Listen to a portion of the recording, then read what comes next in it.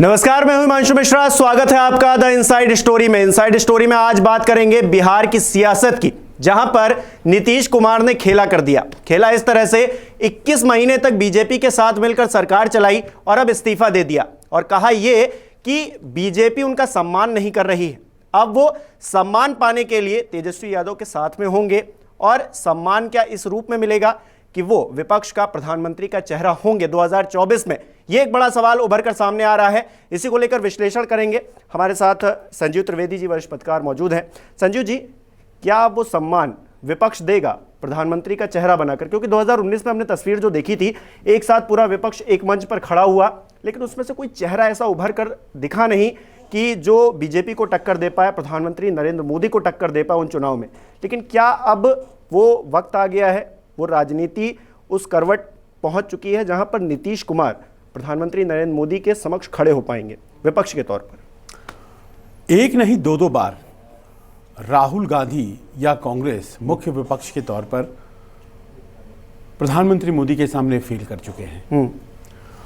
और अगर तीसरी दफा 2024 में भी कांग्रेस, जिसके शीर्ष पर राहुल गांधी हैं, वही मुख्य विपक्ष के तौर पर सामना करते हैं, तो लड़ाई बीजेपी के लिए आसान है, ऐसा मानकर अभी से लोग चल रहे हैं 2024 की लड़ाई। यह भी कहा जाता है कि शायद ऐसा ना हो और विपक्ष की जो ताकत है वो कांग्रेस के पास अब रही नहीं पूरी तरह से, और ममता बनर्जी हैं, दक्षिण से केसीआर आते हैं, और इसके अलावा दिल्ली में अरविंद केजरीवाल बैठे हैं। ये वो तमाम चेहरे हैं जो कि सामने नरेंद्र मोदी के खड़े किए जा सकते हैं। दिक्कत इस बात की है कि कांग्रेस का जो शीर्ष नेतृत्व है वो भले ही थोड़ा आज की तारीख में कमज़ोर नज़र आता है, लेकिन पार्टी का जो फैलाव है वो पूरे देश में है। ये हालत में 50 सीटें उन्होंने ली हैं। अब ऐसे में जबकि कोई और दल 50 लोकसभा सीटें नहीं जीत सकता है, कांग्रेस ये जो चेहरे जिनका नाम हमने अभी लिया उसको स्वीकार करेगी, इस बात की संभावना ज़रा कम है। तो फिर क्या वो खुद लड़ेगी? इस बात की संभावना भी कम नज़र आती है, क्योंकि 2 बार हारने के बाद एक तरह से कांग्रेस ने अपना वो मोरल अथॉरिटी खो दिया है। तो आज की तारीख में विपक्ष को इंतज़ार इस बात का है कि कोई एक ऐसा चेहरा आए जो नरेंद्र मोदी के सामने एक क्रेडिबल ऑल्टरनेटिव, एक विश्वसनीय विकल्प के रूप में खड़ा किया जा सके, और वो चेहरा जो सर्वमान्य हो, जो विवाद विहीन हो, भ्रष्टाचार या इस तरह के आरोपों से, और सबसे बड़ी बात यह हो कि जिसका कद, अनुभव और राजनीतिक रसूख उसी प्रकार का हो जो प्रधानमंत्री नरेंद्र मोदी का है। नीतीश कुमार वो विकल्प हो सकते हैं या नहीं हो सकते हैं, इसको लेकर के 2014 से ये उहापोह चल रहा है। आपको याद होगा 2014 में एक दूसरे के खिलाफ चुनाव लड़े थे और एनडीए से बाहर हो गए थे नीतीश कुमार, बाद में 2015 में साथ आ गए थे। पर मसला सिर्फ इतना नहीं है कि नीतीश कुमार क्या वो चेहरा है, मसला अब ये भी हो गया है हिमांशु कि एनडीए जो अटल और आडवाणी के दौर में था, जिसमें सहयोगी के तौर पर शिवसेना, अकाली दल, जनता दल यूनाइटेड, ये तमाम पार्टियां थी, आज की तारीख में वो निकलकर कहीं ना कहीं विपक्षी खेमे के आसपास घूम रही हैं।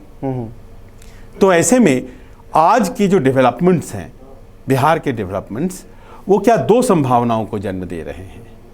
एक कि 30 साल पुरानी मित्रता तोड़ करके शिवसेना उद्धव वाली वो अलग हो चुकी है, 27 साल पुरानी मित्रता तोड़ करके अकाली दल अलग हो चुकी है, और करीब 22 साल की मित्रता तोड़ करके जनता दल यूनाइटेड भी अलग हो चुका है। ये 3 मजबूत धड़े जो अटल जी की सरकार बनाने में बहुत अहम भूमिका निभाते नजर आए। ये तो ये कह सकते हैं कि बीजेपी अपने आप में ही इतनी मजबूत हो गई है कि उसको जरूरत नहीं है दूसरों की, कह सकते हैं।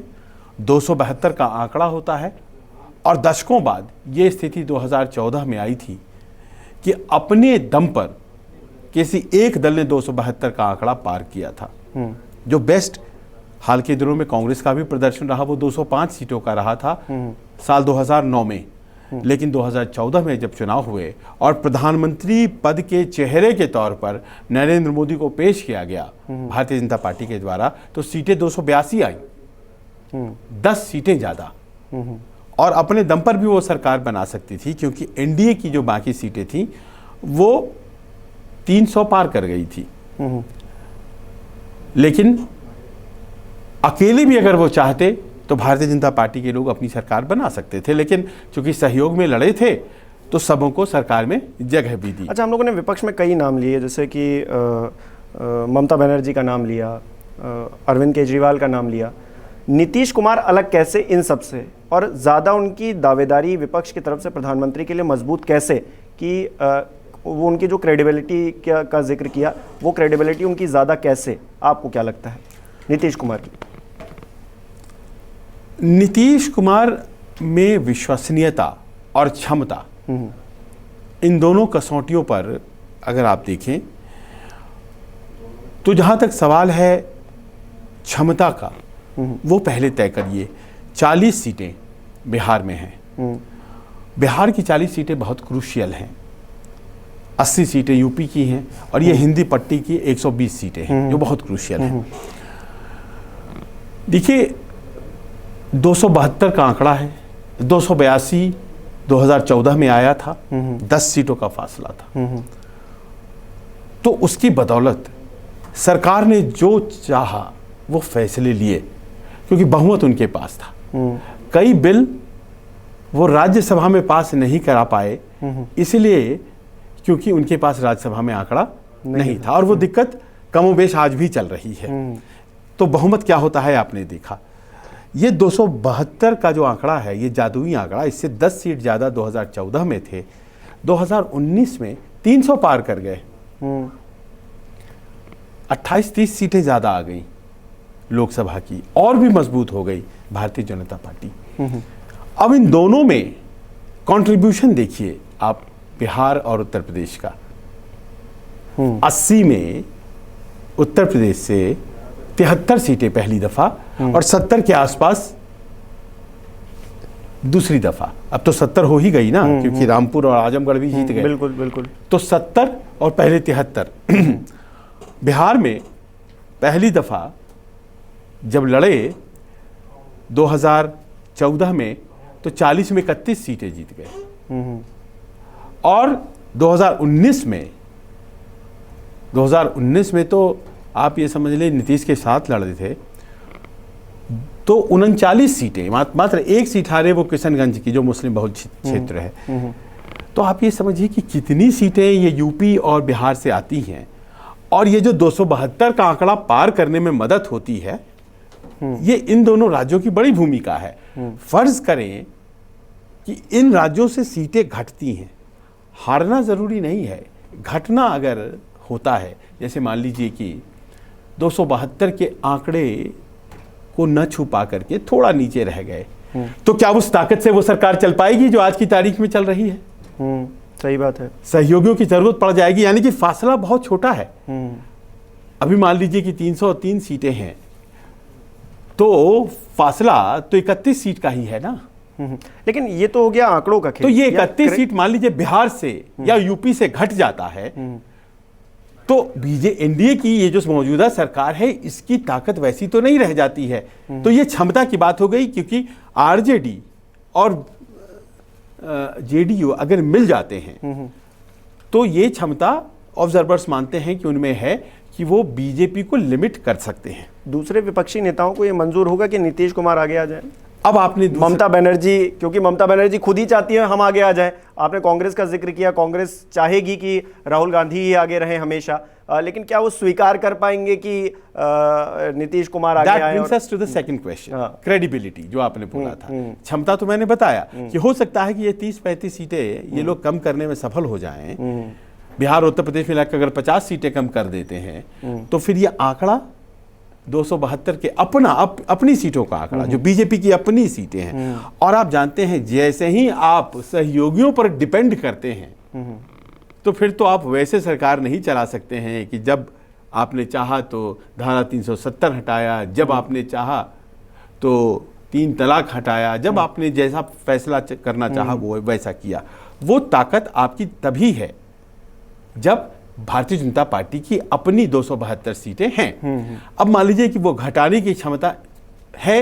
इस बार कुछ ऐसी बात अगर हो रही है, जनता दल यूनाइटेड आरजेडी के साथ आ गई है, तो कुछ सीटें घटेंगी, ये तो मानकर चला जा सकता है। तीसरी दफा लड़ेगी बीजेपी, तो वो भी अपने आप एक फैक्टर होगा। लेकिन आपने क्रेडिबिलिटी की बात की है।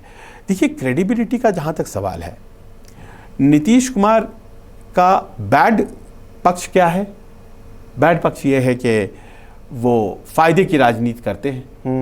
जिधर मौका पाया वो सर्वाइवर का गेम खेलते हैं, मुझे सर्वाइव करना है। तो मुख्यमंत्री जहां वो बनते हैं उस तरफ वो चले जाते हैं। 2000 के बाद 8 बार शपथ ले चुके हैं। 2005 में जब वो यहां से गए थे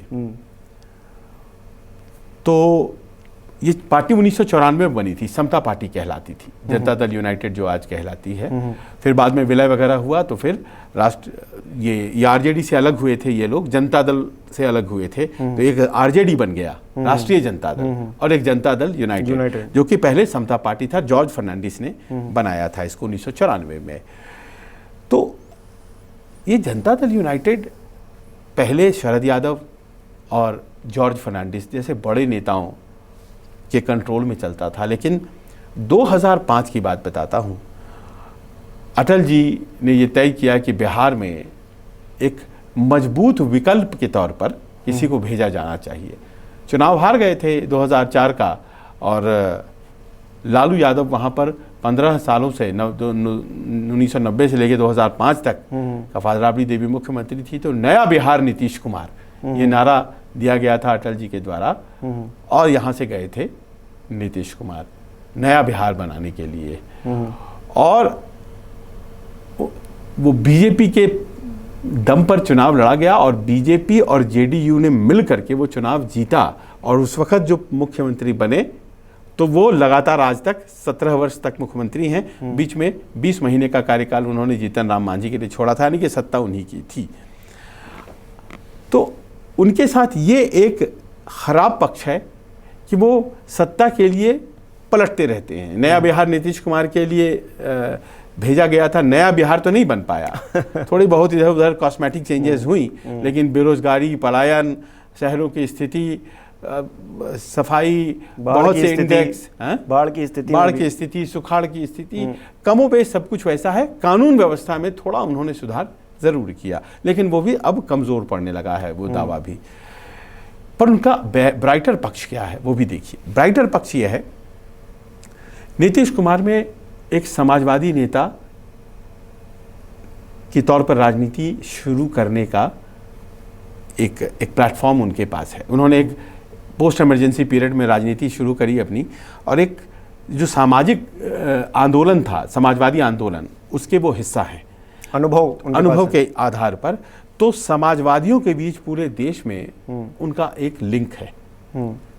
तो हर जगह का जो सोशलिस्ट आंदोलन है, जिसमें कि बहुत से लोग सत्ता में बैठे हैं आज की तारीख में, उनसे वो जुड़े हैं। दूसरा ये है कि उनके पास रिक्विजिट केंद्र में मंत्री बनने का अनुभव है। वो केंद्र में बहुत से मंत्री रहे हैं, रेलवे मिनिस्टर रहे हैं, कृषि मंत्री रहे हैं, और एक लंबा अनुभव केंद्र में भी उनके पास है, सीनियरिटी। उनके पास राज्य का मुख्यमंत्री रहने का अनुभव मोदी जी से ज्यादा है। मोदी जी से ज्यादा समय तक वो राज्य में मुख्यमंत्री रहे हैं, और ओबीसी वर्ग से आते हैं, ठीक है, जिसकी सबसे बड़ी आबादी है, और ओबीसी का अपना एक चेहरा बने ऊपर सारे ओबीसी ये बात कहते रहते हैं।